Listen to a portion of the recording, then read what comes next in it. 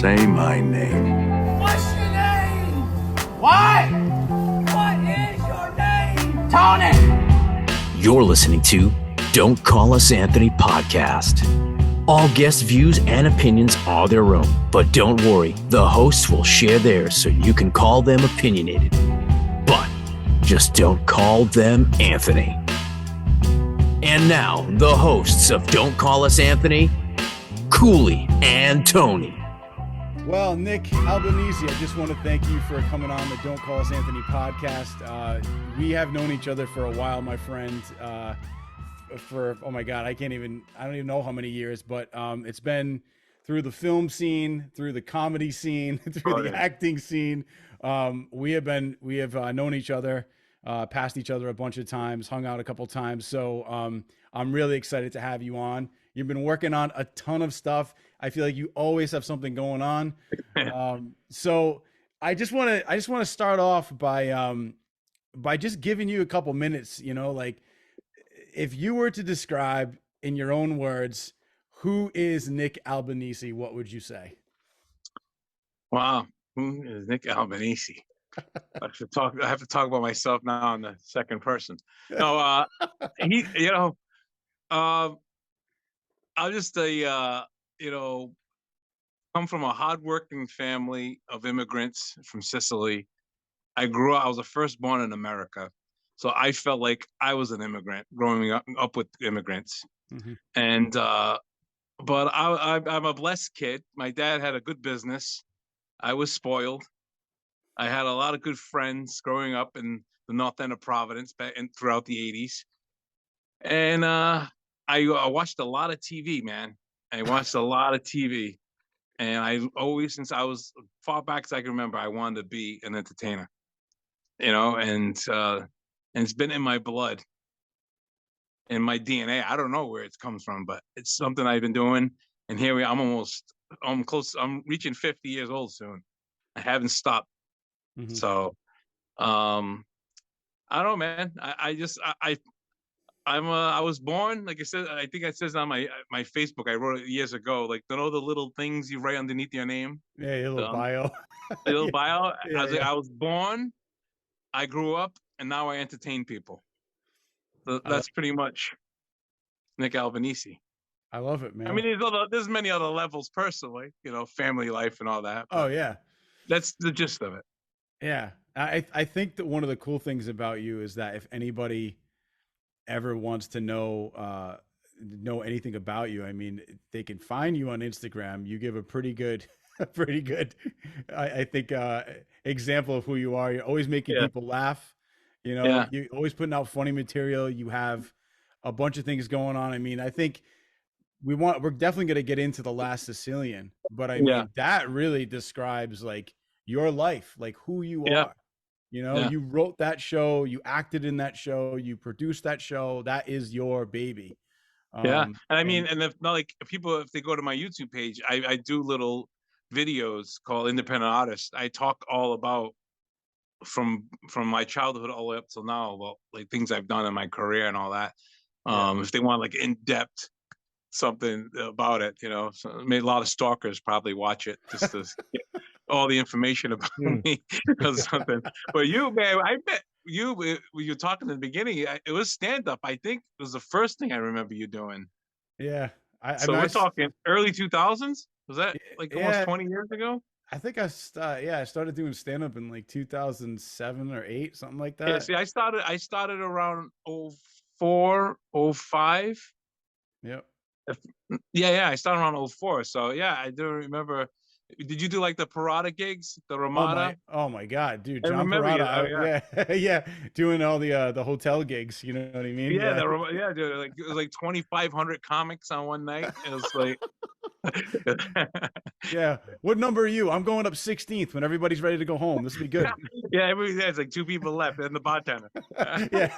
Hey Nick, you said you're almost 50. Yeah, I'm 49 this year. Nice. Nice. People don't believe it. I can pass for 30 in some roles.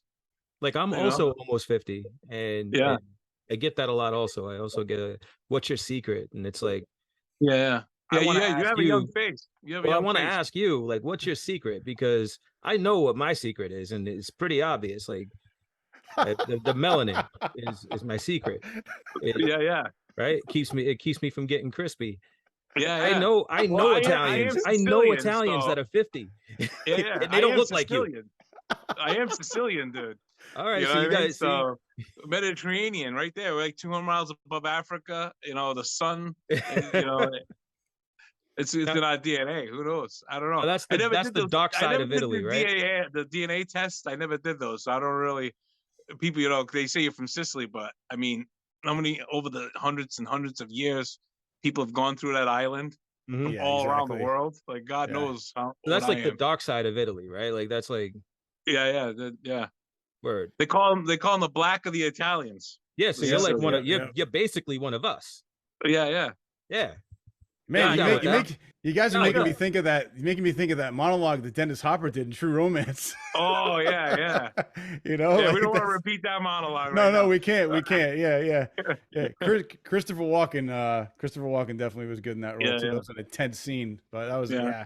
Christopher Walken. Oh, My he's- I know. I get every time. Once in a while, you know, somebody finds out I'm Sicilian. They mention that monologue. yeah. Well, I mean, that's what they talk about in that monologue. So yeah, but we can't repeat it. If you guys want to see that, you have to YouTube it yourself. Yeah, Hey, we yeah. can't Go check repeat it out. Why? Yeah. Well, when you watch it, you'll know why. Yeah. Well, it's a Tarantino wrote it. He didn't direct it though. Tony Scott directed, I think. Yes. Yeah. Exactly. But Tarantino wrote that movie, so you He can did. imagine the dialogue. Yeah, it's probably got a couple of N-bombs in there. Oh yeah. Oh yeah. Oh, there's a yeah. few. There's a couple, yeah. But he loves that. But the cast yeah. is phenomenal, man. Like everyone is in that movie. I know. Like I know. everyone. It's so good. And yeah, Tony Scott, he directed. Yeah, exactly. And It's who's the lead? Christian Slater. Christian and Slater. He had that the imaginary Elvis with him all the time. Yeah. Who was? You know who that was, right? Yeah, I know who. Well, go ahead. You say it. Yeah, It was Val Kilmer. exactly, man. So, Val But they never Kilmer's the showed his man. face. They never showed his face. Like Tony's like, yeah, of course I know who that was. Why don't you tell everybody? No, I knew. He's like I Val didn't want. Kilmer. He was like, yeah, right, exactly. I didn't want to ruin it. I know you knew. I brought up the movie. What are you talking about? I don't want to take the wind out of his sails. Tony was like, boom, correct. So Cooley, you never saw that then? You never saw True Romance? No, actually I have, but I haven't like. I've seen it, but I haven't watched it. Like it's the same thing that happened with Jaws. Yeah, we didn't really tell the story like too deeply in that episode, but I actually ended up watching Jaws for the first time, like all the way through with Tony. The last time I had seen it all the way through, I was like too young to remember that I had watched it. Yeah. And with True Romance, it was like it was a cool movie, and it came out at a time where I was like I was just out all the time. Yeah. Now, if you watch it again, you'll be like, wow, you won't believe how many like big actors are in it. And at the time, he was not even known. James Gandolfini Yeah. was totally unknown. And he has Does an amazing Did this one have scene Michael Jai with- White in it? Who? No, I don't think Michael Jai White's in it. No. Was there something called? Was maybe that was something called True Crime? That sounds Maybe. about right. That sounds. Did that also have it. Christian Slater?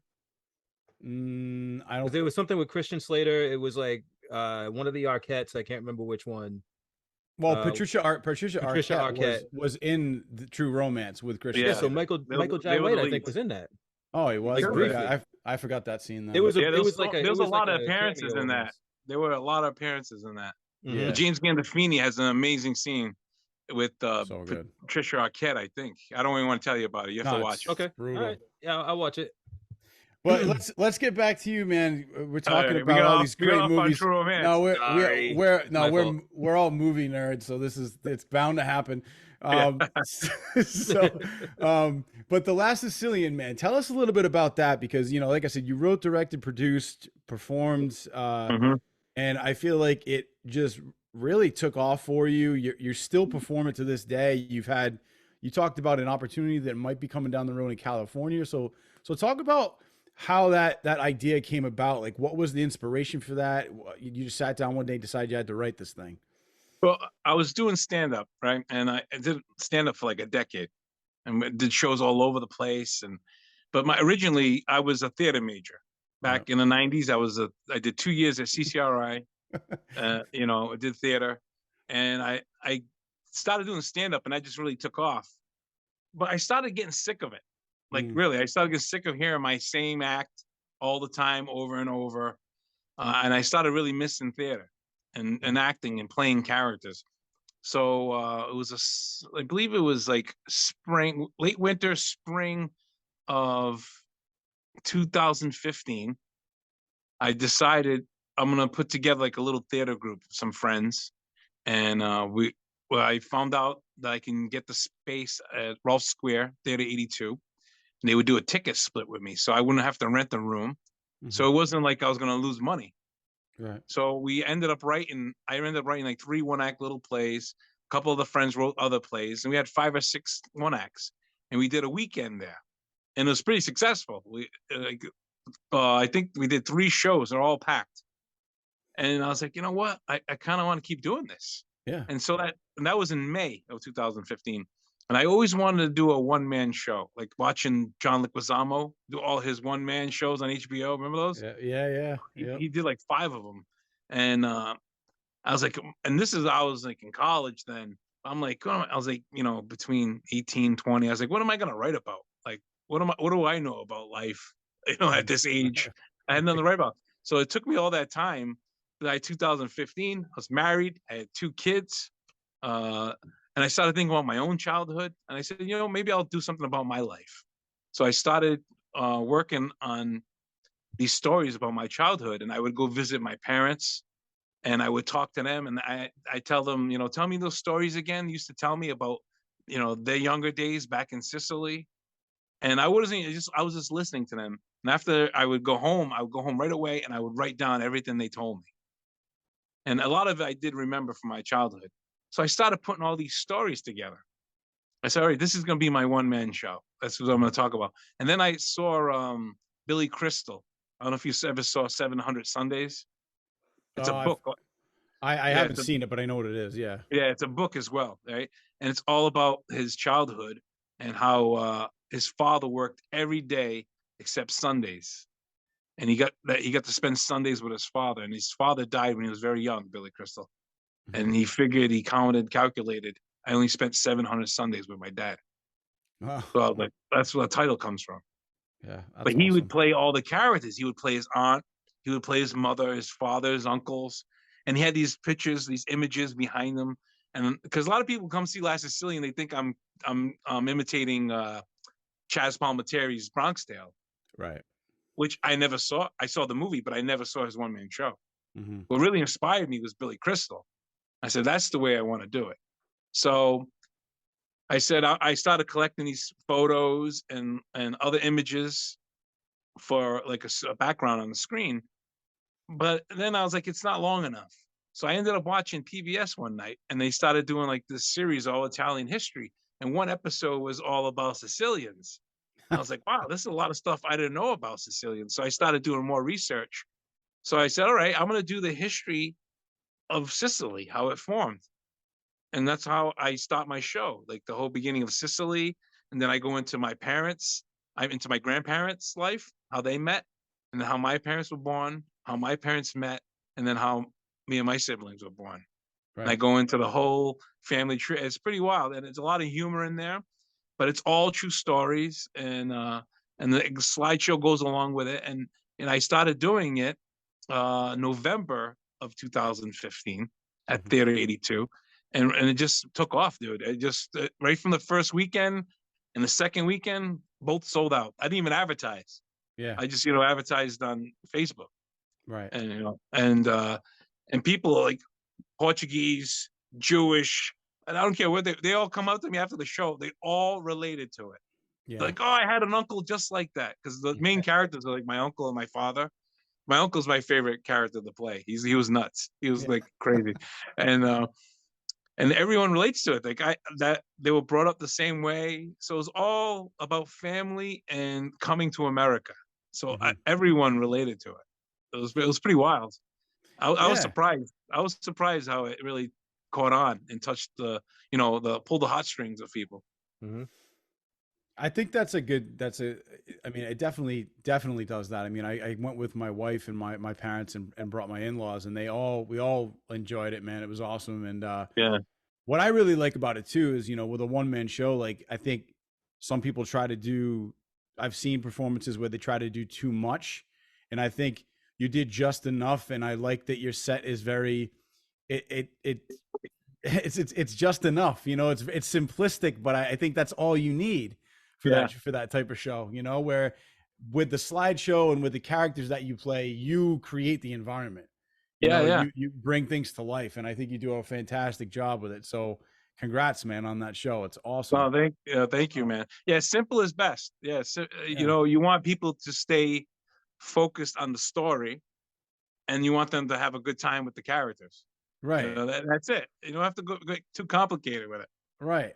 Now you've had, so I know you had some big names like come to check it out, and then it was in New York. And so, I mean, what's some really pivotal moments, like some big names that you didn't expect to come see this that grabbed a hold of it? Cause I saw some stuff on Facebook about it. Like about a year or two into it, I brought it down to Westerly at the Granite Theater. Mm-hmm. And this guy, David Black, was there, and he produced like 30 something Broadway shows back in the day. He was an older guy, retired, but he really reached out to me and wanted, to help me, get it to New York. Mm-hmm. And it didn't work out. He got ill, and so things kind of didn't work out with that.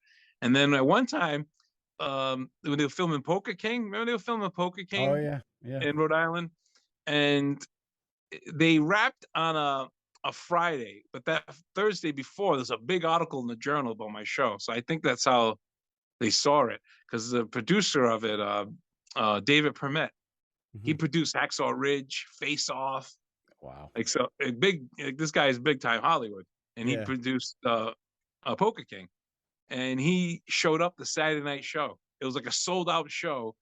And I'm like on the back, I'm in the backstage, kind of like meditating before I go on, getting ready. And the stage manager Mike comes over and goes, "Hey, there's this big producer here. He wants to get in." That's the worst thing. I'm trying to get ready for the show, man. Don't tell me that. You just handle it yourself. Get some seats, squeeze them in. Just do it. I was like, oh boy. And who he came with was with Ken Garino, the guy that owns Basta. Oh yeah, okay. And so he showed up with him, and so I knew who they were, because it was like this only 2 seats was like a love seat sofa, and they were there. So but I could see in the corner of my eye they were laughing through the whole thing. Yeah. So I was like, all right, I'm doing all right. And it was a packed audience, and when you're performing, the energy. You need that energy. Feed off that, man. Yeah, for sure. You feed off of it. Yeah. And then after he talked to me afterwards, and he was like, he goes, it reminded me, it wasn't the same, but it reminded me of Bronx Tale, when Chaz had the little black box theater and was doing it. He was a nobody doing it in LA. He remembers that. And that's the same kind of vibe he got. So that was a huge compliment. That's awesome. And he really liked the story. And Ken Garino gave me his card. He's like, "You and your whole family, you come on my treat. You're gonna come to Boston." It was great, awesome, because my wife's birthday was like 2 weeks later, and I took him up on it. We ate like kings. Yeah, I'm gonna cash this in. Yeah. Oh yeah, it was awesome. Like probably almost a $300 bill, dude. It was great. It was because of my wife. It was my 2 kids. And my kids were eating the pizza, going, "We love this place. Can we come every week?" You're like, sure, yeah, we'll figure it out. Daddy needs a 3-picture. I need a 3-picture deal first. Now, what's going on with the show now? I mean, I know you're definitely probably planning to do it again, but you mentioned something a while back about California. Can you talk about that, or is that still? Oh no, yeah, that was something. It fell through. It was something. It was before the pandemic and all that. And I was gonna have a space out there to bring it to. Gotcha. But I brought it to a lot of places around New England. I got to do New York for 2 weeks. Yep. And that was through another friend, Ahmed Garrow. He played Coco in Sopranos. He was in Departed. Yeah, I remember that. Yep. He got beat up by DiCaprio in The Departed. That one scene, right? And And he's actually Armand Garrow's in that new Johnny and Clyde that just came out. Oh, I haven't watched it. Is he really? I Yeah, didn't know that. he's got. I heard he's got a pretty decent role in that. That's So awesome. he came a few times to see the show, and he really liked it. And he actually ended up becoming the producer of it in New York. He found the theater for me. He hooked me up with the artistic director there. It was a 13th Street Repertory Theater. Yeah. And so he came out and he was there. I did 10 performances there, and he was there every night, Wow. introducing, welcomed the crowd and introduced me. That's So awesome. that was really cool of him, I really liked was before we do the shows every time, we'd meet around the corner at this bagel shop, and he would give me notes from the night before, and he'd give me some advice, and then he'd tell me stories about being on sets that he's been on. So it was a really cool experience being there in New York. I got to stay there I stayed there the whole 2 weeks. I lived with a friend in Brooklyn. My friend Melissa, she had an extra room and she let me use it. That saved me a lot of money. Imagine I bet, trying to pay like a hotel or rent for 2 weeks. It would have been nuts. That would have been my whole budget, Yeah, exactly. I think that's cool though. Like I feel like some of the best times are when you get to have those one-on-one conversations where like somebody who's been through it gives you that advice. Yes. So I think that's those are the key moments right there for sure. So I hear you. Yeah, it was just an amazing experience. I met so many different people from, all over the place. Yeah. It was January too. It was cold. I would take Right, the right. subway into the city and going back in the middle of the night, hoping I wasn't going to get mugged, go back to the apartment, but it was fine. So it was the winter time, so a lot of thieves weren't out in the winter. Yeah. If it was summer, I probably would have got mugged. Oh my God. Well, I'm glad you didn't get mugged. I mean, that you made it back. You made it back in one piece. One of the other, you do play another character that is pretty well known in Rhode Island, and I think in a lot of places in New England. I think it just in general. So, who might that be? Oh, Mr. Buddy Cianci. That's right, man. Yeah, I did that. That was almost a year ago already. Believe that? Is it already a year? I did that. I debuted it last June at the Comedy Park. That was when last June? Yeah, they just opened up the Comedy Park inside the Park Theater. Oh my God, I feel like that was like 4 months ago. Oh, yeah, God. yeah. Time flies, man. Yeah. And this time last year, I already seen my Facebook memories that I was promoting it like 5 weeks out. 5 weeks out. Yep. And that was a good run, man. I did a Wednesday to a Sunday show each night, 2 on the Saturday, a matinee and a night, and then I did a matinee on Sunday. And so how was the crowd? Did you? I mean, from what I've heard, you definitely like did really well there. So yeah, the crowds were great. It was pretty much almost the 2 matinees were the smallest crowds, but the night shows were all pretty much full. That's all full. Awesome. Now, how did you get into the playing Buddy? I mean, like you definitely like when you're all shaved down. I mean, you definitely look like him. So that's yeah. It was cool because my mom's relatives, they all used to own the 1025 Club in the Providence, and Buddy would have a bunch of his events there. He was friends with them, and when their mom died, he came to their wake, and I was probably, I don't know, man, 6 years old, no more than 7 years old. And I had my little suit on, my hair, my mom powdered my hair to the side. Everybody's like, you look like a little Buddy Cianci. You look like a mini Buddy. And he showed up and they're like, kid, you got to meet this kid, Buddy. This kid looks just like you. And he's like, oh, he must be a good looking kid. So and that's when I met him. And from then on, he always called me little Buddy or young Buddy. Even then, when he got out from jail or vacation, as you want to say, he did 5 years. He was up on the hill at the Columbus Parade, and I just caught him sitting there by himself. And I went over to him. I said, "Hey, I don't know if you remember me. The Lorenzos from 1025." Oh, he's like, little Buddy. His memory was unbelievable, man. I didn't see him for years. I feel like he's always been like that. I mean, like he definitely remembers like a name and a face. That's what he was good at, is with people. Yeah. Oh, that's perfect for a politician. Oh, for sure. That's a gift. Yeah, man. It's a gift. Yeah. I think he's a great character to play too, because he's always had that personality, but he's you know, he had like the Buddy Cianci sauce, like that was big. Yeah. You know, Yeah. he's just been around. I mean, I walk out with that. When I did the show, I walk out. I walk from the back of the room. But see how the show started, because everybody said you got to play Buddy. You got to play Buddy one day. Yeah. And then Trinity, right before the pandemic, remember they did the play Trinity. Yeah. Yep. And I swear, I know they must know who I am, because people were tagging me and Trinity, like dozens of people, when they announced that. They're like, Nick Albanese's got to play this. I'm like, oh my God, they're gonna be like, this guy. They're gonna think I'm a pain. Yeah. You know? Yeah. And I didn't tell anybody to do that. It was just people were doing it. I kept getting these tags. I'm like, oh my God. And I remember that. Yeah, and I messaged Trinity, and I said, are there going to be auditions for that? I was just curious if there are going to be local auditions for local actors, you know? And they said, well, it'll be on the website, I'll let you know. And whoever was running that, the social media, intern or whatever, then after I had a conversation with them for a little bit, then you go, by the way, you really look like him. And so I have a screenshot of that. And I was like, all right. But then they ended up getting the guy that was in the show Billions. And I don't think, you know, nothing against Trinity. They got to do what they got to do. They needed somebody maybe kind of has a little celebrity. Yeah. But a lot of people didn't know him. And he looked nothing like Buddy, didn't sound like Buddy, nothing. So the only thing he had going for him, he was Italian. Yeah. So I was like, you know what? You know, they decided to do that. I'll do my own thing. And that's when I decided I'm going to write my own one. I'm going to do my Last Sicilian style show, but as Buddy. Yeah. I had the screen as Buddy too. So it was just basically Buddy coming in. It was called One Last Night. It was the night before he was going to go to jail in 2002. And it's his last audience he has. And he tells his life story from childhood up until that time. I love that.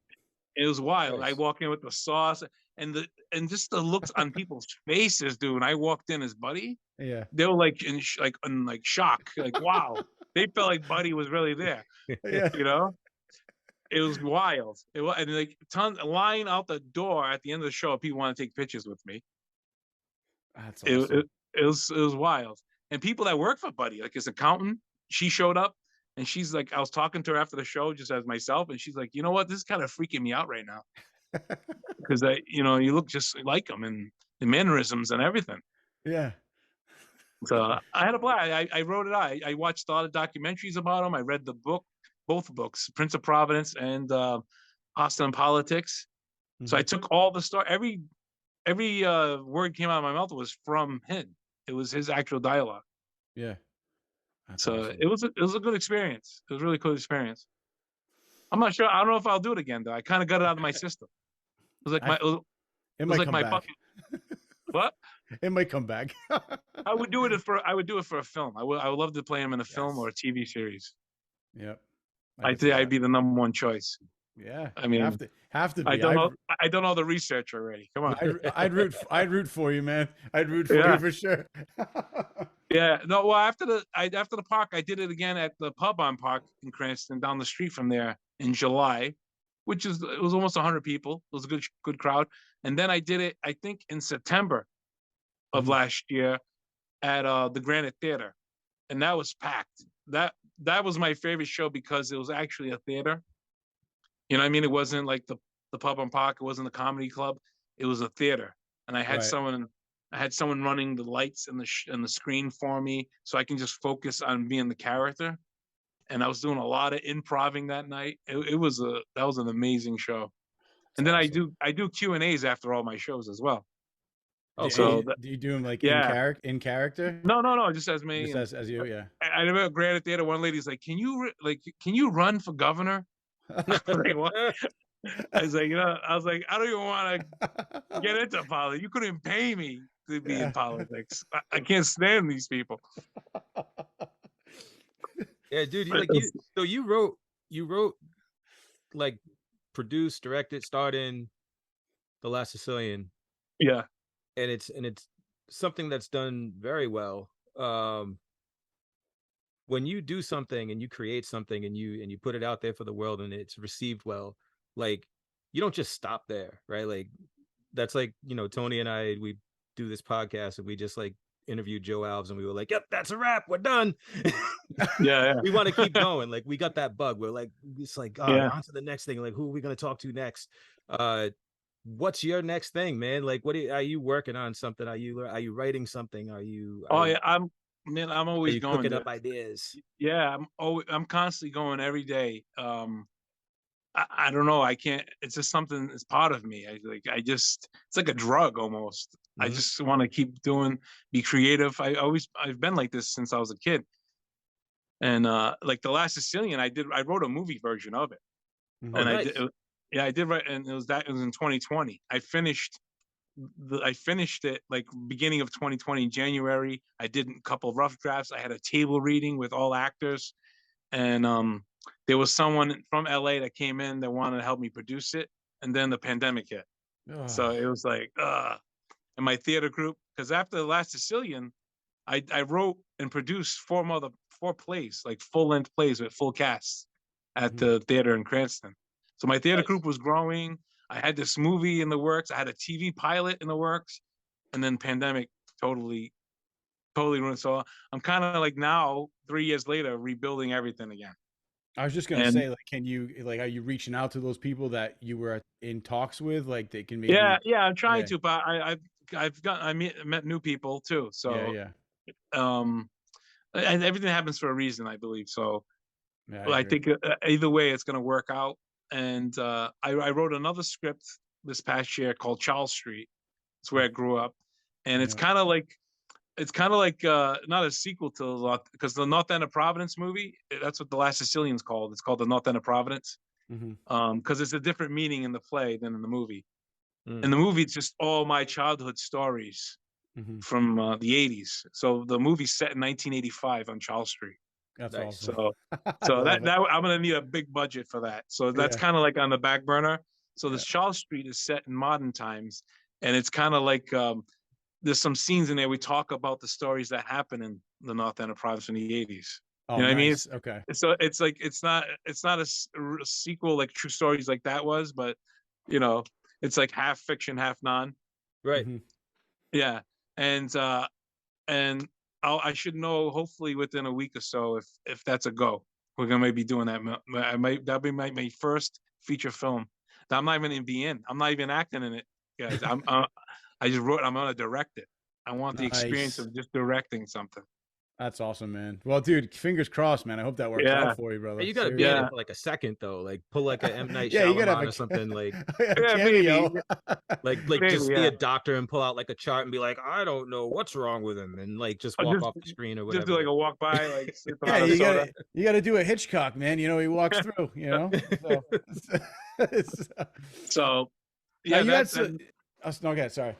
No. So and then there's I'm working on another script now, and I kind of started getting back into stand-up a little. I'm doing not a lot of gigs, but here and there I'm doing some gigs. And then just man, I'm always kind of hustling, man, just doing something. I feel like I'll go nuts if I'm not. Yeah, I hear you. Tell me a joke. That's the worst thing. It's the worst thing. That's the worst thing to ask the stand-up comedian to be funny. Be funny, man. Make me laugh. No, I've listened to a lot of podcasts with like stand-up comedians and stuff like that, and like I think everyone has said like that's the worst thing that fans do to them is like they just like up to them and like, oh, say something funny or do this. Do this. You get that all the time, especially when I was doing comedy only for like 10 years. And you talk to people and like, I'm a comedian. They're like, oh yeah, tell me something funny. They always do that. It's like, You know what I can't stand when people like if it's family and friends, it's fine. But like when somebody that you don't know is like, you know what, you gotta make a bit out of this. It's like, dude, I'm not doing that. I'm not doing that. Oh, they go, you got this joke. You got to put in your act, and it's horrible. It's horrible. Put this in your act. It's like I'm not doing like we were talking about it right now, and it wasn't funny. It's like, dude, I don't come to your job. I don't come to your job and tell you how to flip the fries. You know what I mean? Yeah, exactly. So but dude, first of all, I don't even know how you have the time to do all this stuff. I mean, like the writing and you have so much stuff on top of that. you've had some short films. There was Mob Ghost. There was Father Forgive Me. You got those done too. I mean, talk to us about the short films, man. Like those. And on top of all that, I got 3 kids, and I'm like, is this a living? I have 2 kids. I don't know how you do it with 3. Like, no, I just gotta ask though, is this a living, or do you also have to like hold down a 9 to 5? No, I don't work during the day.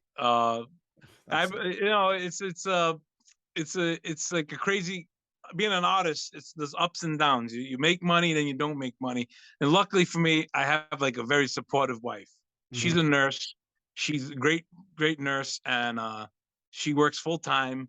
So me being an artist, I'm home writing. So I do a lot of the taking care of the kids. I get them ready for school. Yeah. I do all the meals. It's like, it's teamwork. It's got to be teamwork. It's got to be teamwork, and you got to support each other's dreams. She went to school, nursing school, during the pandemic. Oh, wow. So, I was home, thank God, and the kids were home doing the online learning and all that. Yeah. So she could really focus on that. So you gotta be like tag team partners, man. Mm-hmm. Yeah. And those kids are you're wrestling against them. They're coming at you all different ways. Oh my God, tell me. And you, I'm in the thick of it right now, man. I got the 2 young kids, so it's how old are they? Well, my oldest is actually going to be 4 next week, and then I got already wow. My other one is going to be in September. She'll be 2. Wow. So so I'm in it right now, bro. Oh, dude, I got 13, 11, and 6. So. Oh, jeez. You have the fun. Those are the fun years right now. Yeah, but you actually, I feel like you're in that phase where you don't have to worry about them, like, doing something stupid like falling off a chair and hurting themselves. You'd be surprised. Well, there's other stupid shit they can do though, Tom. Yeah, but I don't have to. There's plenty of stupid stuff they can get into. But if I don't hear them for like 5 minutes, I'm like, what's happening? What are they doing? Something's going on. So, and more importantly, why was I not paying attention? What? It's like I was busy making dinner or something, So. I was busy binge watching this series on Netflix. Yeah, that might have been it at one point. So for sure. No, we're going back to the short films.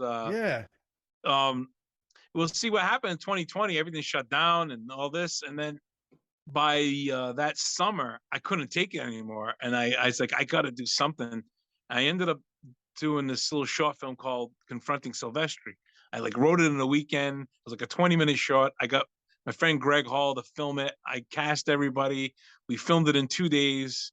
He edited it in about a month, and we just threw it out there. It was just something to do because we were all going nuts. Yeah. And then by the end of the summer, things started opening up, and they started filming the Family's Feud.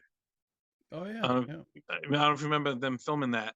Yep. And Bruce Solskjaer, a friend of mine, he was one of the producers of it. He called me up. He was, hey, I got these couple of roles for this if you want to be in it. One is like a bodyguard. It's a sit around the table kind of mob bosses all meeting, and they all have bodyguards with them. There's no dialogue, and there was just this other quick scene of a flashback of a guy getting killed, and he had about 2-3 lines. I said, I want the guy with the 2-3 lines, man. Yeah. I don't want to be just standing there, So I took that role. I'm this guy in this barbershop seat, and I don't want to give it away because it's going to be out soon. I think it's going to be out on the platform pretty soon. Oh, that's awesome, nice. man. Let us know, please. It's the first 5 minutes of the movie. The scene. Yes, it's pretty cool. I got to see that. It's awesome. definitely memorable. And then from there, I ended up doing the Boss and the Hitman with my friend Anthony Acquiso. I can never say his name right. Acquiso. And he's gonna hate me now. But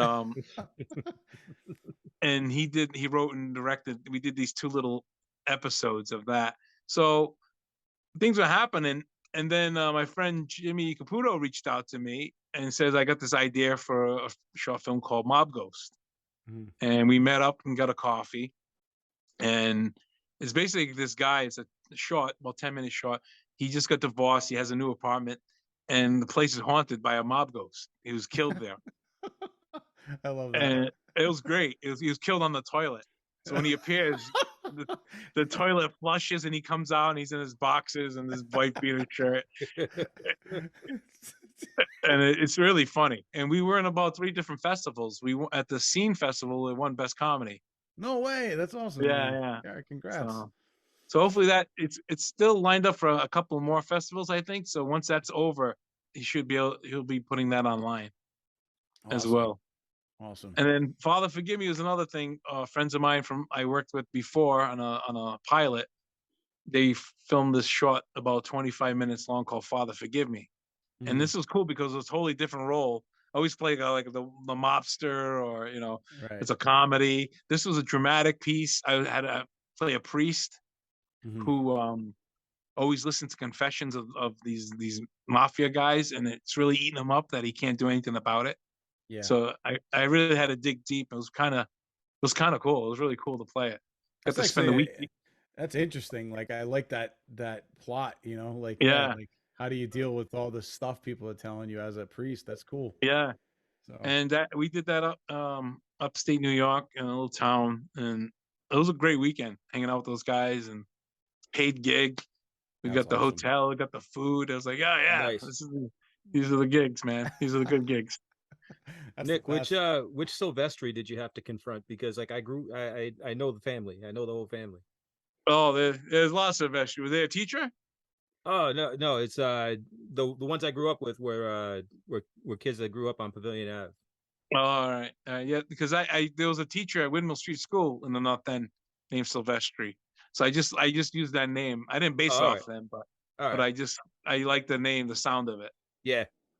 and yeah, it was like this real jerk teacher who treated kids like crap, and myself and my friend Joe Petrucci played two brothers that went back 40 years later to confront them Oh, nice. and tell him That he was sounds a jerk. awesome. Yeah, yeah. He was still like a real jerk, and like and then like he really abused my brother. Was kind of like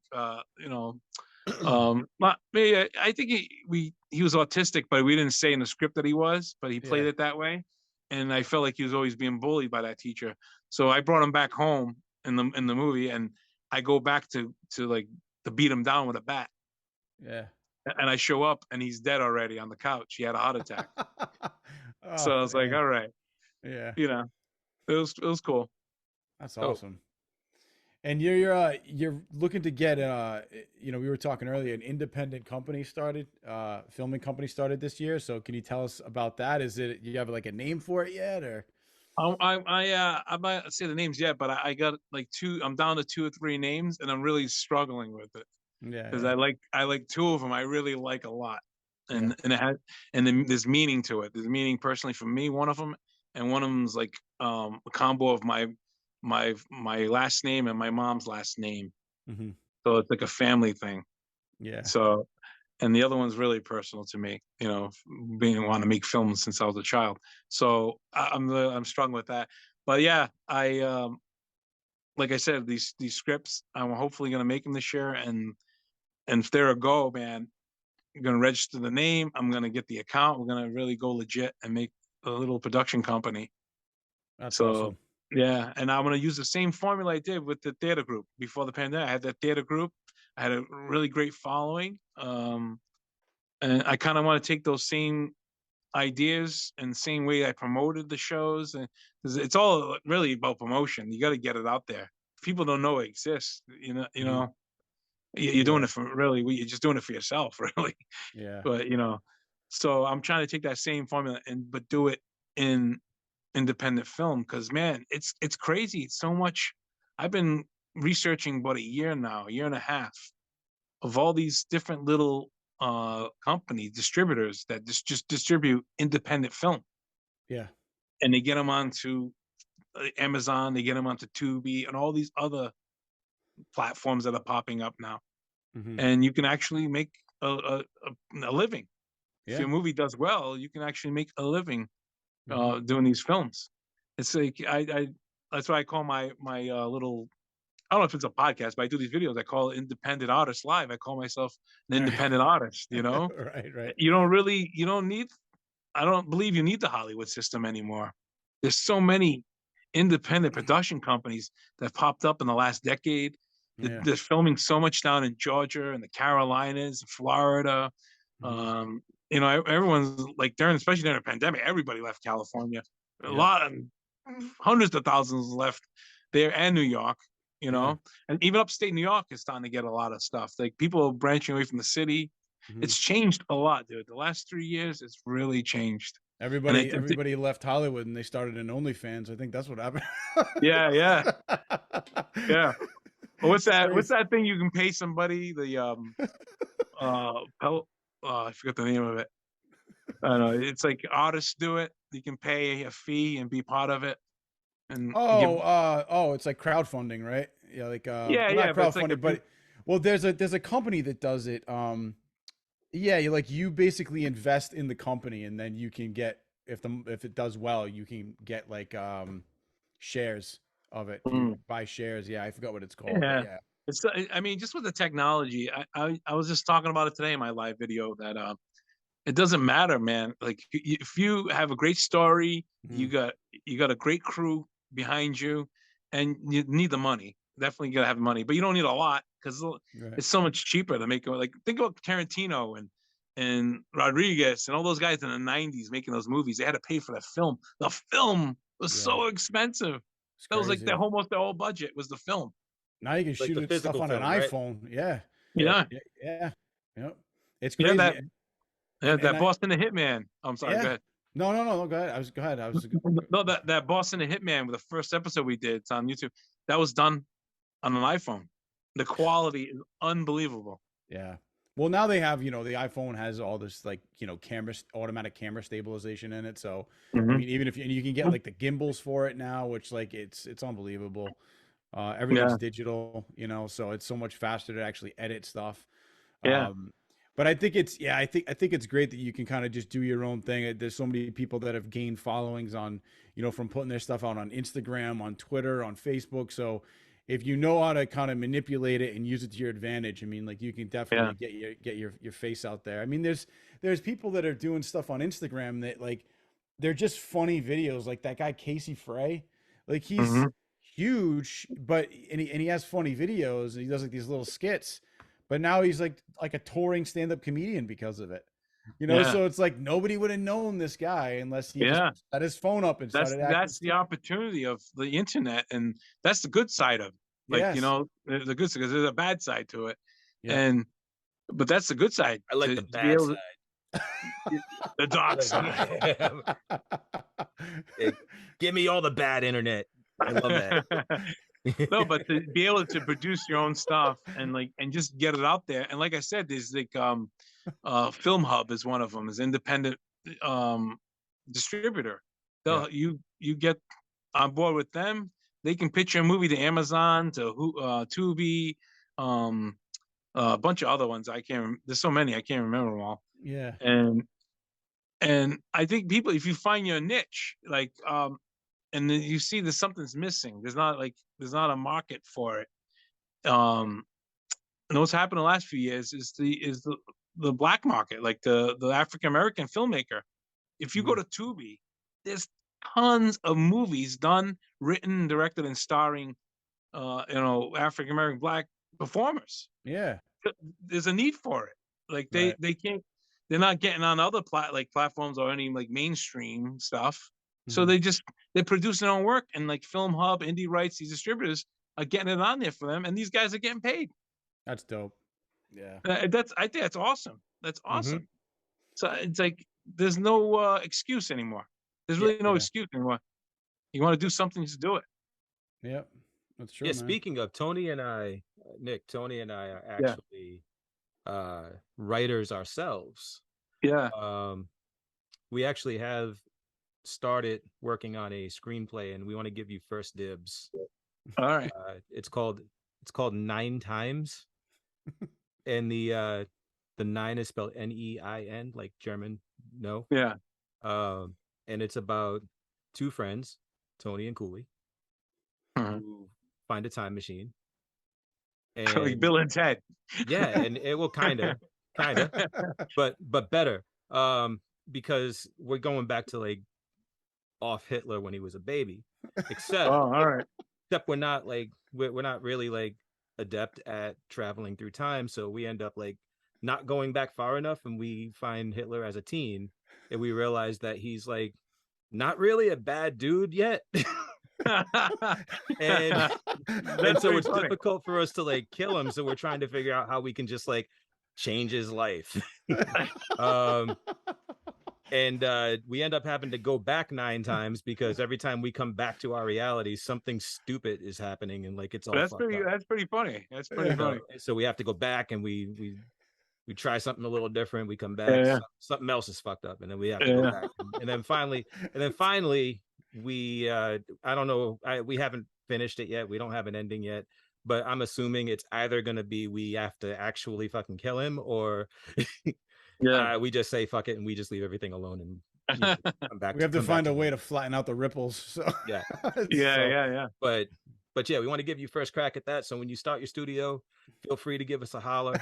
We'll even perform. Well, right now that's like a little too big budget for me. That's time traveling movies. That's a big budget, man. All you got to do is get us to Germany, man. We'll make it rest happen. No, all you got to do is just do the Waynesville. Yeah, I could do that shit in Final I'll get Cut. to Germany on a green screen. We'll get you anywhere. I'm just gonna use a Final Cut transition where it just like flips the screen, and then like we're in Germany in 1945. So stupid. Oh god, that's ridiculous. Well, I feel like we talked about that a long time ago. I completely forgot about it. You were just like reminding me of the entire plot. That I had it in my head still. I was like, oh my god, that was a long time ago. That was funny. I was like, wait, you're still doing that? That's great. That's great. So, no, but Nick, hold on, I'm taking some notes. Yeah, right. Watch next year. It's gonna be like you guys will be like, hey, 9 times. Hey, wait, he goes like, back son of a 9 bitch, times. He goes back to kill Mussolini, but he just changed the character. That's all right, man. We have like all my arch nemesis from then on. I'll be like, Nick Albanese, I swear to God. Sorry, man. We have all this shit recorded. It's been documented. Yes, I know.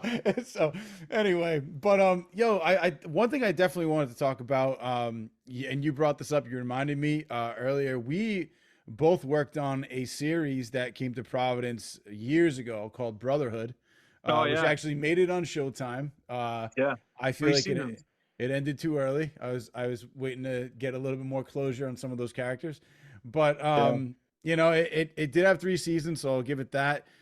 It was fun to work on, but you mentioned that you drove a lot of celebrities in a limo. So I got to hear about some of the crazy experiences of some of the celebrities that you met and what went down. Oh yeah, I drove limo for a few, like close to a decade. Yeah. It was like great. I think 2002 I started driving. And oh yeah, dude, I met like Kenny Rogers and Emeril Lagasse, Danny DeVito, Rio Perlman, George Carlin. No way. Oh, yeah, wow. George Carlin. That's how I started stand up, because I ended up picking him up at the in 2004. That's like the same year I started stand up. It really inspired me because I always wanted to do stand up. I always did like these one-man shows as a kid in my yard for like all the neighborhood kids. Right. And I didn't know what it was. I didn't know what it was called stand up. You know, I just was doing it.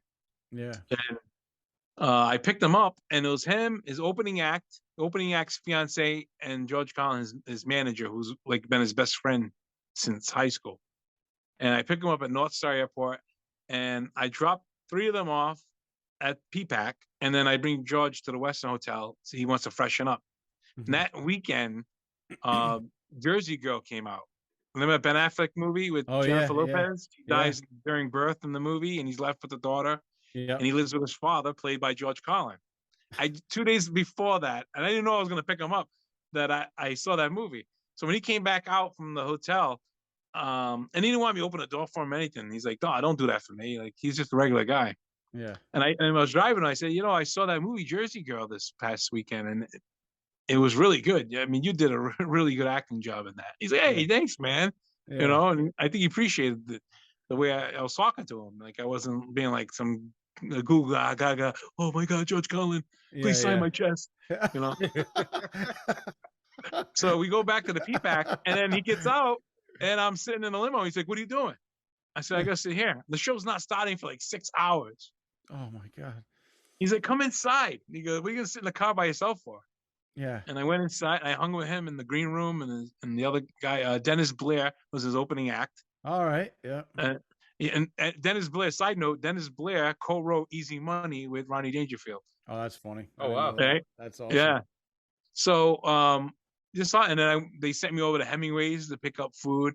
They brought me dinner. We ate, and then the show starts. Place is sold out, and Dennis goes up there. He does a lot of music comedy. And I was like, this is great. I'm watching it all from the wing of the stage. Yeah. And then George Carlin goes out, and it was amazing. I'm like, this is what I want to do. And this is like what I really want to do. Yeah. And because in the green room, we were talking before the show. I was like, how do you get started in stand-up? He's like, just write 5 minutes of material and go to open mics, and you'll know right away if you're good or if you suck. That was his advice. Yeah. I mean, and I was like, he's like, real. go to even the music open mics. They'll let you do stand up. So I took that advice it was like April, May, the show. And in June, I went down to those Stitches at the mall. Oh, I don't know if you remember that place. Yeah, Stitches, bro. Yeah. It was there for like 2 years. Yeah, it was. And that Parada was doing a Wednesday night open mic. Yeah. And I went down and I told him I want to do it. He goes, come back next week, bring so many people. And of course it was Parada, dude. Of course it was. Of course it was Parada. Come down. I'll give you 5 minutes, brother. Yeah. And it was like you bring 7 people or something. I came back the next week with like 20 people. Yeah, dude, that's the best. And they didn't know I was a theater major. I did plays, so I was very comfortable on stage. I was like the 8th one on, but the first one to get actually out loud laughs. Wow. And I got off stage. He goes, "You sure this is your first time, brother?" I was like, yeah. He goes, "I got shows for you. You're gonna host some shows for me." I started hosting shows. That's how I started. It was George Carlin, man. And no, years later, I opened up for Bobby Collins up at the Hanover Theater. Yeah, Bobby Collins. And I told the stage manager there at Hanover my George Carlin story. He's like, "Come over here." And he brings me to the back wall. It's everyone that performed on a stage signed the wall. And he goes, right there, there's George Carlin's name right there. And he gave me the silver marker that they use, and he goes, "Here, sign your name right next to him." Oh man, that's and he let me sign my name right next to George. I was like, wow. That's crazy, dude. That is an awesome. Oh, that's an awesome. And story. he passed away. He passed away by then already, you know. And I know if he stayed alive, I would have saw him again because he came up to New England at least once or twice a year. Yeah, it would have been so cool to tell him, you know, that I was doing it. I ended up becoming a headliner after a couple of years. Yeah, and I got to tell his daughter that story. Is Kelly? She did a one woman show called Grown Up Colin, and I forget what platform on, maybe it was Twitter or something. I told her the story about her dad, how he, you know, was so nice to me and inspired me to do it. And she's like, "Oh, thanks so much for telling me that story." So at least I feel like I got to tell a part of him, the story, you know, to his daughter.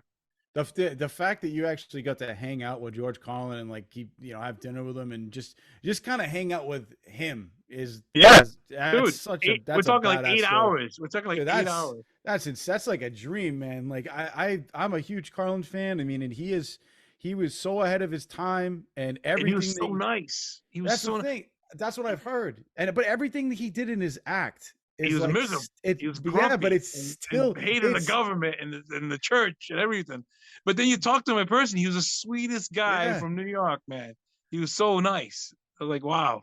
But I was nervous to meet him. I was nervous. I thought he was gonna be a miserable bastard. I was nervous to meet him. He does give up that kind of vibe, you know. Yeah. But then again, I think about him in Bill and Ted's, you know, where he's like, you know, they get better. So, you know, so he's such a good dude. That's awesome, man. Dude, thanks for sharing that story. That is awesome. Yeah. And then DeVito was another one because DeVito's 2 daughters went to Brown. Yeah. And I ended up helping. They were staying at the Westin, and I ended up getting these boxes. Like they needed the Suburban. I'm like, why do you need a Suburban? And there's all these boxes because they had in storage there. They're going to bring to the dorms for his daughter. One daughter was living in the dorm. One was living in an apartment. And it was like a 2-day job. So there I am, like the first daughter. I'm there moving boxes with the DeVitos, with Real Pearl when they were still married at the time, and the kids. It was like surreal. Like I was watching this guy as a kid on Taxi, and here I am, bullshitting with him. Like it was crazy. Yeah. And I remember we were joking around and we were just talking like we knew each other for years. And there was another parent moving weekend. And there was another father there who looked like Larry David, but he wasn't Larry David. He looked like him.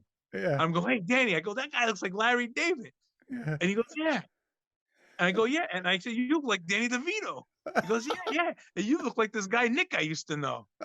So it was just like that, like the whole day. It was great. I heard he came into Paragon too once. My sister was working there, and he came into Paragon, and I guess like him and his daughter came in there. They were pretty high. They just got like a bunch of food. Yeah, so I've heard he's like a super fun guy. You know, he's like super nice. Yeah. And then I brought Rhea Perlman to the mall. Probably she had to go to Bed Bath and Beyond. Yeah. And I'm just walking with her, and people probably thought I was her bodyguard because she's very small. You know, I mean, I'm only 5'8". But I was heavy too at the time, and so you can see people like, oh, real Perlman, like they're all like, but she was really nice, nice to everybody. It was a great time, man. And then the next day, I helped them move. I had to get a van. It was impossible to get a van that weekend in Rhode Island because everybody was moving into college. And I found this one van. My friend's father had a trucking company. I knew he had this white van, and I told my boss, call him up. And then I called the guy up. I said, charge him whatever you want because he's desperate. He needs it. So, he tried. I don't know how much he charged them, but we got the van because I had to go pick up furniture for the other daughter's apartment. Yeah. So, yeah, it was cool, man. They were really cool. And he would call me once in a while. I was like, hey, Nick, where's is there a hardwood store around? Or is there, like a paint shop somewhere? I always like give him directions somewhere. Yeah. That's awesome. And then they were like, look me up when you come to California. And I did the following year. Yeah. And I called them up. Their numbers were changed.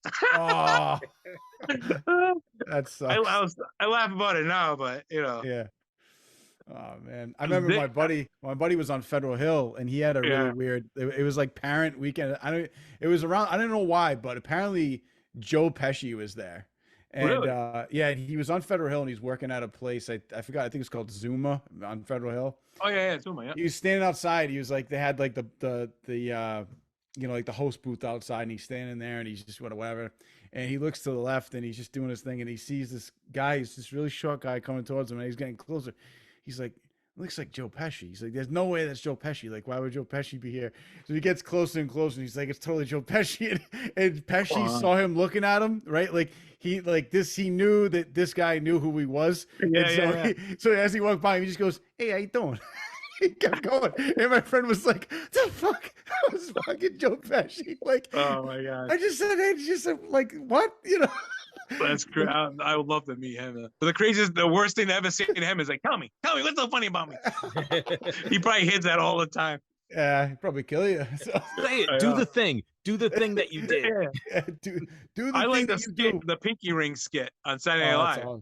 Oh yeah, right? So good. He's looking in the mirror. He's so like, good. Oh, man, dude, those are some of the best stories. I appreciate those. You telling us those. The I want to hear another funny story. Quick story. Oh yeah, Kenny Rogers, dude. Kenny Rogers. Oh yeah, sweetest guy on earth. Sweetest, really? God rest his soul. Right. He was staying on a tour bus. His whole band was staying because it was Christmas time. He does the Christmas Eve concerts every year back then, and his whole band and crew stay in the hotel. It's the Hilton, I think. It used to be the Holiday Inn. Now it's the Hilton. Yeah. Yep. Yeah. And he's outside in the tour bus, and the tour bus is like an apartment, like a New York City apartment in there. Crazy. So I have to go to the airport. I didn't meet him yet. I just get a call to go pick up his nanny or somebody at the airport and then bring him back to the hotel. And then I got to go back and pick up his wife. I think it was like his third wife at the time. And she was like 35 years younger than him. Right. I pick her up, this sweet lady. She goes, can we go to the supermarket? I bring her to Stop and Shop. She wanted to buy some stuff for the bus. And then I come in and I walk into the bus and he's laying on the couch in his boxers. And I'm like, I'm embarrassed. I'm like, oh, sorry. I just walked in with the luggage, his wife's luggage. I'm like, oh, sorry, Mr. Rogers. No, it's Kenny. Kenny, don't worry about it. Come in. And he's like, I go, how you doing? I'm Nick. He goes, yeah, I know you are. My wife says you're doing a great job, man. He has a fanny pack and it's full of cash. And like my job, I'm already tipped 20%. I already automatic tip. But he's like, pulls out like $300 of bills, and he's like, here you go, man. That's for you. I was like, wow, thank you. I was like, thank you so much, man. Yeah. Because you want tickets? Because you want tickets for tonight's show? I was like, no, I can't. I have to go to Logan now. I had a long day. I had to go up to Logan, pick somebody else. So I wish I could. I'm working. Yeah. But that's how nice he was, man. I'm surprised he didn't pull out at the time he had the chicken place, the Kenny Rogers chicken. Yeah, Kenny Rogers chicken, and it's I'm now surprised he didn't pull that out of the fridge and offer that to me. He was so nice. He was like, Kenny hey, Rogers my chicken. Kenny Rogers chicken is where Chick-fil-A is now in Warwick. It used to be I used to go there with my parents. It was good. They closed it down. So I'm surprised he didn't pull that out of his fridge and offer it to me. The guy was so sweet. I know what I think about is the Seinfeld episode with the Kenny Rogers chicken. Oh yeah, across the street, the sign that kept Kramer away. That's right, yeah, when he offered you the tickets, you should have said, "No, I need to go return some videos." Yeah. That's awesome, man. Oh, I should have took the tickets and I could have sold them. Yeah, scalp them. Yeah, you could have scalped them. Oh my god, imagine that. He sees you outside. I would have been a Logan. I would have gave him to a friend. Say, whatever you get, we'll split it. Yeah. Yeah. And if he approaches you, just say, yeah, 300 you gave me wasn't enough. Brother gotta eat. Emeril Lagasse was another dude I hung out with for a while. I met him once at where is it? Barnes and Noble in Warwick or something. He came for a signing. He was a super nice guy. Yeah, he has ties because of Johnson and Wales. He went there for a bit. Yeah. But then he dropped out, but he got an honorary degree. Mm-hmm. But he came back. It was a golf tournament for Johnson and Wales. And I ended up picking him up at the Westin. They all stay at the Westin. I don't know. And so that movie with The Rock, I can't remember the name. It was like one of the earliest movie Rock came out with, where he was a wannabe. Huh? That's what I was going to say, Scorpion. No. It was one of his first starring roles. He played like this bounty hunter. What is it? Walking Tall? No. All right. He played a guy. He's like a bounty hunter, but he really wanted to be a chef. The opening scene, he's in the car listening to Emeril Lagasse and taking the recipe down. And I just saw that movie.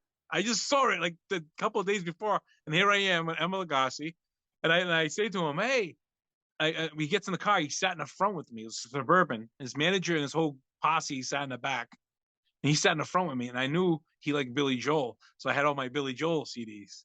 So he's like, "Crank it up," And I was like, "Hey, I just heard your voice in the movie this weekend." He goes, "What movie?" I said, "The movie, The Rock." We'll have to look it up later with the movie title. He goes, "Yeah, he's listening to you on the radio, writing down a recipe." And he looks at his manager, goes, "You know about this?" He goes, "No, I'll make some calls." So they used his voice without his permission. Oh, wow. I just gave them up. So I don't know how much money he made off of that deal. I don't know what circles you roll in, but in my area, they call that a rat. Well, I thought he knew. You thought he knew, movie, right? That's a big Hollywood movie. I thought he knew. You have to get permission. And I was like, I was like so funny that I just heard your voice in the movie. Now I'm picking you up, That's hilarious. And I hung out, and we brought him up to a golf place, and we were there for we were up there for like 12 hours, dude. And he would come back to the car every once in a while to see how I was doing. But every time he came back, he was drunker and drunker, man, because he was drinking wine all day or something. I don't know. And by the end of the night, we went back to Providence. He went to a restaurant on the hill, and then we were up there till like 1 a.m. I had like a 14-hour day with this guy, right? And he comes out, and he's like, "I want to go to the home of my youth, Fall River." I'm like, "What?" I'm like, "I want to go home and sleep," And thank God his manager talked him out of it. He's like, "No, Emeril, we got that thing in the morning with the radio station." He's like, "All right." I was like, imagine if I'm working like 14 hours and I got to drive to Fall River now because he wanted to go see the home of his youth. Nick, what year was this in? Oh, we find out that movie, we'll know. Well, that's what I'm trying to find out, because I was before, like, obviously, like Fast Five, that was like 2010. You're thinking like, oh, this is early 2000s, like. Yeah, so we're looking at The Mummy Returns, Long Shot. Keep going. the Scorpion King, SummerSlam. Well, that's at WrestleMania. So the Rundown, Walking Tall. I think it was the Rundown. The Rundown was with Christopher Walken, though. They were in they were out in the middle of nowhere. This actually, you're right. Yeah, it was the Rundown. Yeah, he was like a chef. Yeah, Christopher Walken ran this in the middle The of Rundown. the desert. What year was that? What year was that? Oh, it was like 2009 or so, or maybe before that. Yeah. Yeah, the Rundown. Yeah, That's the it. Rundown. That's We right. figured it out. We did it, Yeah. Scooby. Christopher Walken. Super sleuth. Yeah. They got my tooth. I want it back. So, Yeah, how come we I had couldn't this do this? watch. Yeah, I how had come this we couldn't do watch. this when This How come we watch has couldn't do been this up my when you were Redbeard? ass for 2 years, and now I'm giving it to you. How That come was we the couldn't best do that one. when we were Redbeard Pulp podcast? Fiction. what'd you say? What did the Redbeard what? How come we couldn't do that when it was the Redbeard podcast? It was like we were always just like, I don't know the guy's name. I can't remember the guy's name. I can't remember the movie. Like now we're pulling movies out our ass. We're just like, yeah, this is the movie that he was in. We know how to use the internet now. No more dial up for us. We're on the fast internet now. Yeah. Fast. We've come a long way, Cooley. Internet. We're on the internet, guys. Oh my God. Oh. I just picture Emerald like getting drunk and just like devolving throughout the He night. was fun. He was a fun guy, man. He was fun. Did he Like, throw by the end of you know, it, he's just like, kick it up a notch. Yeah. bam, Bam. Bam. the trio? Oh, he's awesome. He's the man. I love him. And I ate at his restaurant, Universal Studios. It's really good. Oh yeah. Yeah. No, his son is now kind of taking over the family business. His son's a chef. Yeah. I just saw a special on that. Interestingly enough, every Thanksgiving, when I cook the turkey, I use a Emeril Lagasse Louisiana style. You know, he puts like the garlic underneath, you know, the skin, and it's so good. So, but yeah. Anyway, that adds to the conversation. ever meet Buddy? The what's that? Velastro? Buddy Velastro? Did you ever meet Buddy Velastro? Oh no, never. No. The Cake Boss, for those that Yeah. Cake Boss. Yeah. I get him a lot too. People say I look Buddy Cianci, and I get Cake Boss. I could see that. Yeah, I get Yes. people. I've heard that one all the time too. When the show was popular. Yeah, but back to limo and actually Brotherhood. I was driving limo, and I would drive Henry Bromell, who was a writer producer of Brotherhood. I drove him all the time.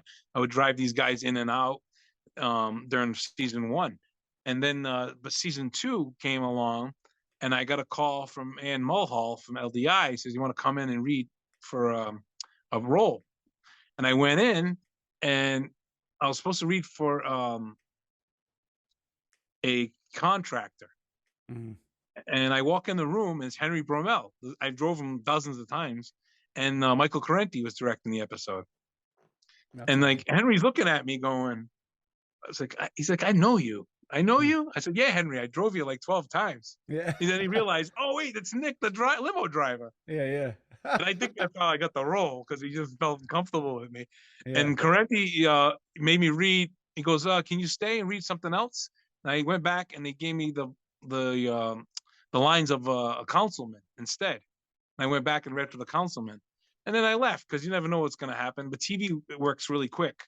Yeah. So I left there. An hour later, I get a call from Ann. "You got the role, Councilman awesome. Charlie Hacker. I'm like, "Oh, we're gonna be there in a couple of days." No, you got to be here tomorrow morning. Bring down 2 suits. We're doing 2 separate scenes. Go to City Hall tomorrow morning and have your lines ready. They emailed me the lines, and I was up all night. Just had like 3-4 lines in each scene. Yeah. And it was crazy, man. What an experience. You get spoiled right away. You got, sitting in the makeup chair, they're doing your hair. Yeah. It's like an amazing experience. And I got to join SAG because of that. I got a speaking role in the SAG production, and That's I got to awesome. join. That's And awesome, but I was like, I think I got it because I used to drive Henry around. And hey, you know what, just man? gave it a roll. Everything happens for a reason. Like, who cares? Yeah. How you got it? You got it. You know what I mean? That's awesome. Yeah. So It was fun. And Jason Isaac was a guy on the show. yeah. I drove him and his family down. Right before I got the role, I wasn't even sure I was going to be on. It was like maybe 2 weeks before I went to the audition.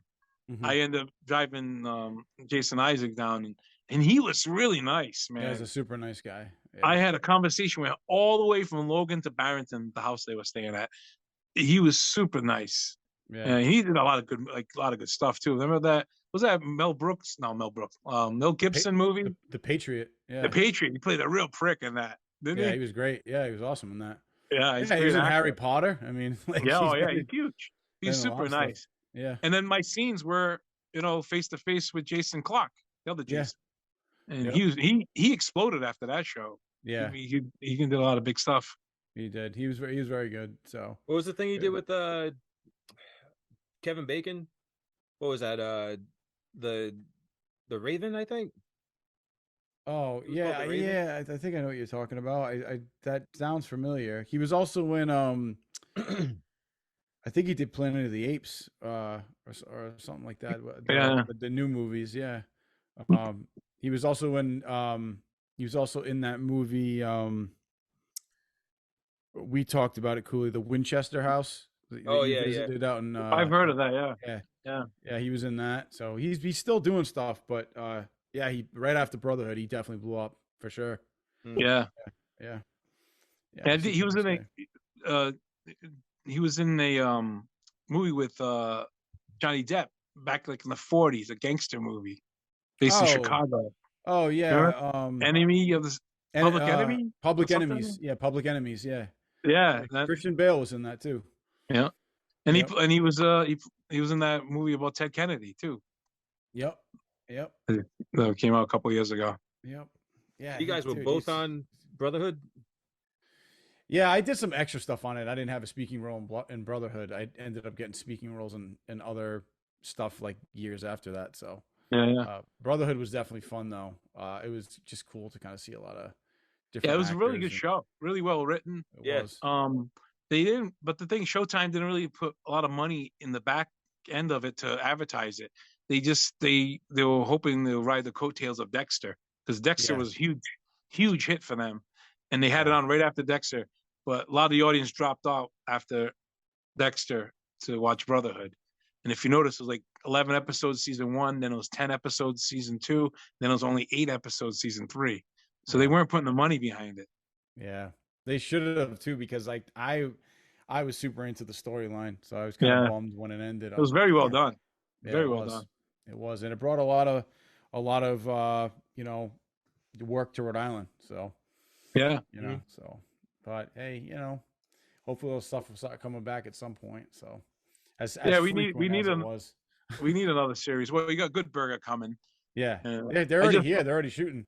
Yeah, I just saw an email. They need up to like 1,000 extras for this movie. Yeah, they're shooting. It's I think they're on Mineral Spring at some place that used to be a Friendly's. So yeah, I used to go to that Friendly's. Yeah, of course. Yeah. That's why they need it, because it still has that old look, like one of those restaurants look like that. It was shut down for a few years now, so it was like they're leasing it out probably, and you can build it any way they want. Yeah, exactly. They even I saw a picture. They built the outside of it. They extended it. Oh, really? Make it look bigger. I haven't been down that way in a while. I have to take a ride by, see what's going on. Yeah. So, well, listen, Nick, I just want to thank you for coming on, man. This has been a blast. Thanks for taking the time. Thanks for sharing everything. These stories you've been telling us about, like the people you drove in the limo, are super fun. But can you? I want to give you a couple minutes to tell everybody who's listening like where they can find you. If you have anything going on. Yeah, I appreciate it. Thanks for having me too, man. I really had a good time. I'm like Facebook is like probably the number one place you can find me. Instagram, I'm on there as the Last Sicilian. You can find, I have a Nick Albanese actor writer page also on Facebook. I do have a Twitter, but I haven't used it at all. I actually got a new phone, and I don't know where the app is. I got to go back on Twitter and redo all that again. Right. Yeah, it was like, a lot of like drama on Twitter. So I kind of left it. So I haven't gone back, but maybe I will. But yeah, it's Facebook and Instagram are the two most. And I do have a YouTube page where I'm trying to do more content, especially if I start doing the films. I'm going to start putting up some behind the scenes stuff. Definitely. That'd be awesome. Yeah. Well, keep us posted, and for everybody listening, make sure you guys check out Nick Albanese, and he's got some stuff in the works as usual. So, and if you're doing the Last Sicilian again, man, which I know that you will, I'll probably be back to check it out because it's such a good show. So everybody else, Hey, man, thank you. So thanks, man. Appreciate it. No worries. Well, thanks for coming on, Nick. I'll definitely talk to you soon, buddy. All right, take care, guys. No All right, problem. man. You too. Also, just so you know, these videos are time stamped, date and time. So like, I know it's going to be tempting, but just don't try to take 9 times. Because we'll know. I'm doing 8 times. I'm doing 8 times. All right, man. Later, guys. All right, man. Take it easy. Hey, everybody. Thank you so much for checking out this episode, and we truly appreciate your support. If you are listening to this episode, please be sure to subscribe to our podcast and rate it to help us share these conversations with others who may enjoy it. If you're watching the show on YouTube, please be sure to subscribe and click that notification bell so you can be notified as soon as we drop new and exciting content. Thank you so much again for joining, and be sure to tell your friends. Just make sure you don't call us Anthony.